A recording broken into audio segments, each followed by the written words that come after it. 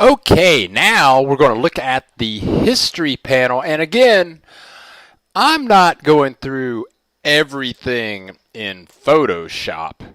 I'm just showing you the most handy things that I use every day. I mean, I use Photoshop every day. And I'm just showing you the panels that help me get my job done because I have to produce visual content every day. But anyway, I find the history panel to be quite handy, and here's why.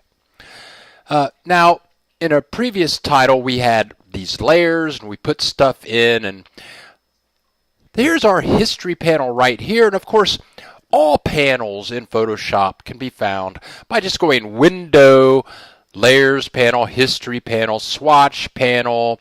The character panel's handy for text. The funny thing about text is there's also a paragraph panel, which for left, right, aligning.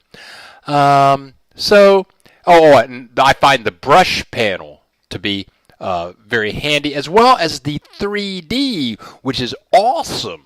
But anyway, you can find all these panels should something disappear over here by just going up to the Window drop-down menu. And here's the History panel. And check it out. The History panel is like a time machine, and it records, when you open a file, it records everything that you do. Everything. And just for the heck of it, here's my Layers panel. I'm just going to make a new layer. And now I've got a new blank layer, and just for the heck of it, let me open the swatch box. I'm going to get the paintbrush. We'll talk about that later. And I'm just going to paint a stroke. And notice the brush tool shows up. I'll paint again, and I'll paint again. And look at what's going on in the history panel. It's adding every time I do something. And let me get the move tool. With the move tool, I'm going to click on the couple layer, and I'm going to drag the couple around. Move, move. It says move, move, move.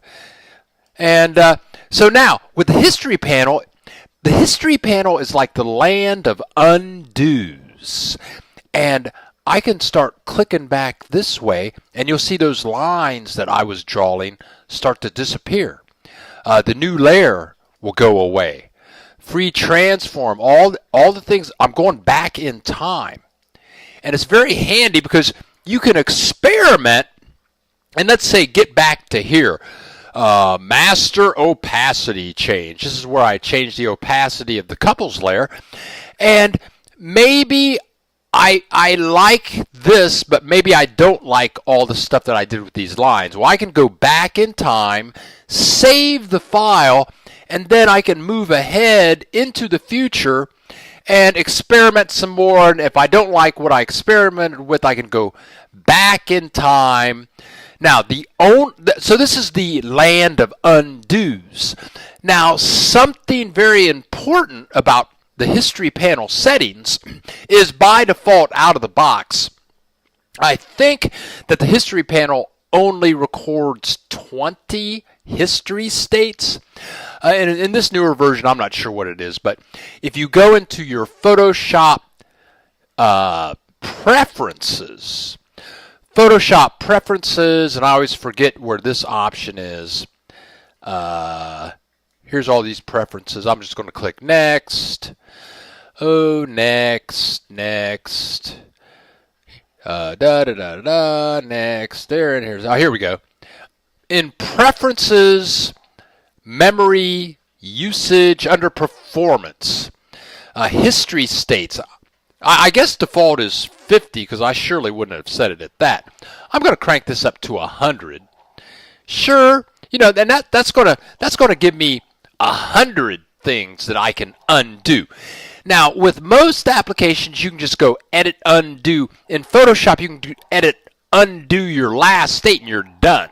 So here, you can use the history panel to go back in time, but here's something very important about the history panel.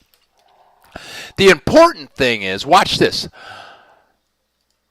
I'm up here with all my squigglies I just made, but if I click here and go back in time and come over here and get the paintbrush, and if I paint now, notice all of my future just went away. And you get, so if you go back in time and do one thing, all of your future is down the toilet. Okay? But you get one chance to undo. You can undo that, and your future all comes back. You only get one chance.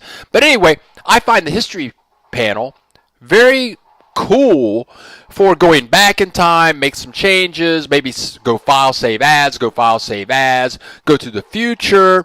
I like the history panel. That's all I have to say.